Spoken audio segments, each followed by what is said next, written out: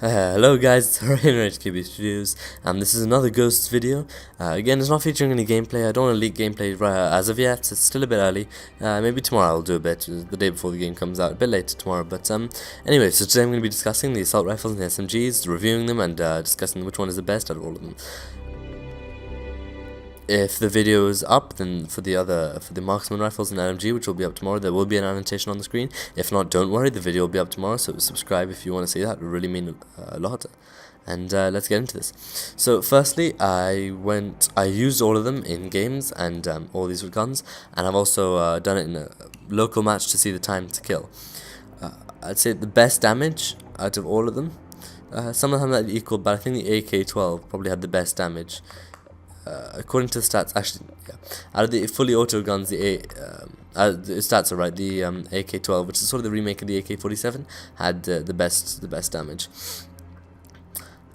As for the worst damage, I'd probably go with the Honey Badger. That one did not have much damage. I mean, it wasn't very good.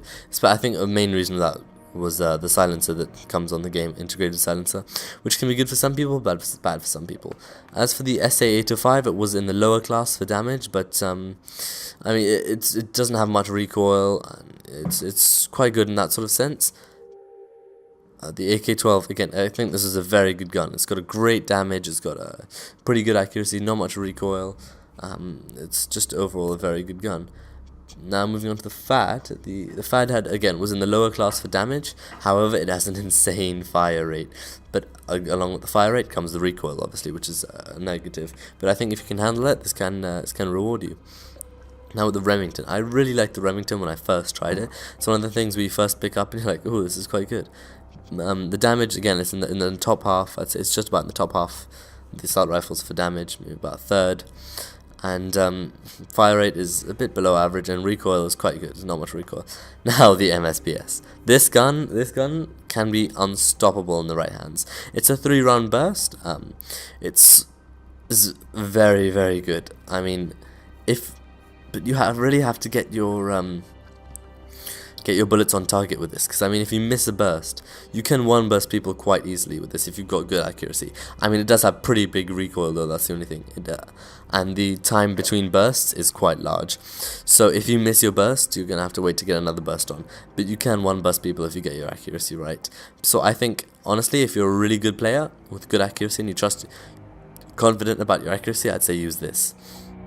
If not, I'd say use something more like the AK-12. But anyway, the last gun, the ARX-160, has below average damage. I mean, it's about the middle. I'd say 4th out of 7th. It's the bang on middle of for damage. It's got quite a high fire rate, which almost redeemed it, but I think it's just not a very good gun. Overall, I'd say that the best in this class, again, not including the MSBS, out of the other 6, I'd say the AK-12 would probably be the best in the class. Then I'd go with probably the SA-805 as a second. Third place, I'd go with the Remington. Fourth place, I would go with the ARX. Well, actually, I'd go with the FAD. I'd go with the FAD for fourth. Was that fourth place? Yeah, FAD for fourth place, ARX for fifth place, and Honey Badger last. Now, the reason I didn't put the MSBS on this list is if you're a very good player and you're good with accuracy, I think it would be on the top of your list. But I think if you're more of a spray and pray, at the bottom of your list, go with the AK-12. But anyway, we've been focusing on this for quite long. It's been about 4 minutes. Let's move on to SMGs. Don't want to make this video too long. But anyway, so for the SMGs, we've got the Bison. Now, the Bison has quite a high damage, but again, not as high as the other SMGs. It's quite in the middle for damage. As for fire rate, it's a very fast fire rate, second best out of the SMGs from what I tested. But those are very vague tests. I mean, you can't really trust them that much. Now for the CBJ. This had the worst damage out of all the SMGs. This damage was actually awful. But again, the custom armor-piercing tungsten rounds, as it says here, is something that tries to redeem it, and the high rate of fire. It's the highest rate of fire in its class. Again, my tests showed that, and I didn't read this, but good thing, it shows my tests alright. And the tungsten rounds really do help with the FMJ. Armor-piercing is FMJ if you didn't know, but it can be quite advantageous. Now with the Vector, this thing has the highest damage out of all the SMGs. Oh, yep, my test showed that right as well. Boom!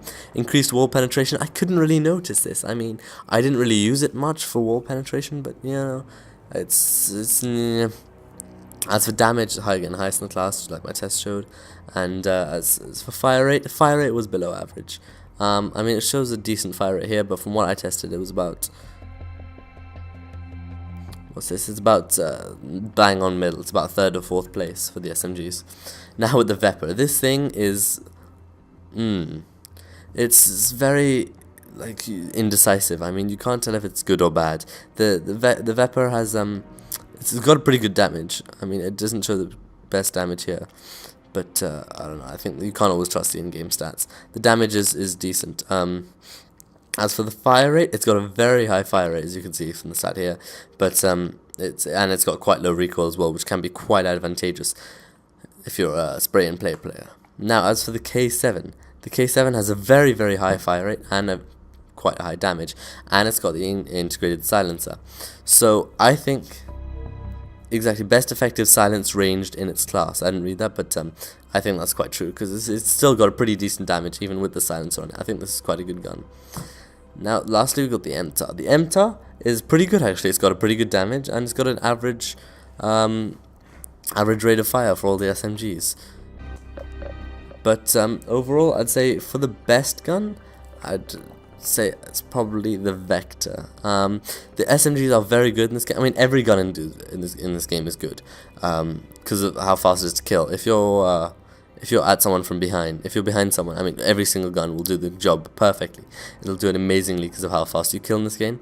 But again, when you're coming in one-on-one battles, that's where it matters. I'd say the Vector would probably be the best. If you've got a good accuracy, that is. If you've got a good accuracy, I'd go with the Vector. If you've got a bad accuracy, I'd go with the Vepr. If you're someone who technically sprays and prays, I'd go with the Vepr because it's got quite a fast.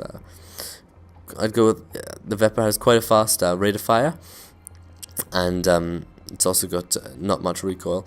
Also, the K7 could be in there, especially because it's got a silencer. So if you're someone who likes having a silencer on their weapons, I'd say go for the K7. It's quite good actually, if you like silencers. But for island silence, I'd pick either the Vector or the Vepr. And that's it for this episode. If you did enjoy, this is going to take me ages to render and upload, and I should go to sleep now. But if you really did enjoy, please click the like button. It really helps, especially because I'm half asleep right now. Just to make this video, I'm staying up. It really mean a lot. And if you subscribe, that'd be pretty cool as well. I mean, I've got stupid school tomorrow, but anyway, we'll get through this.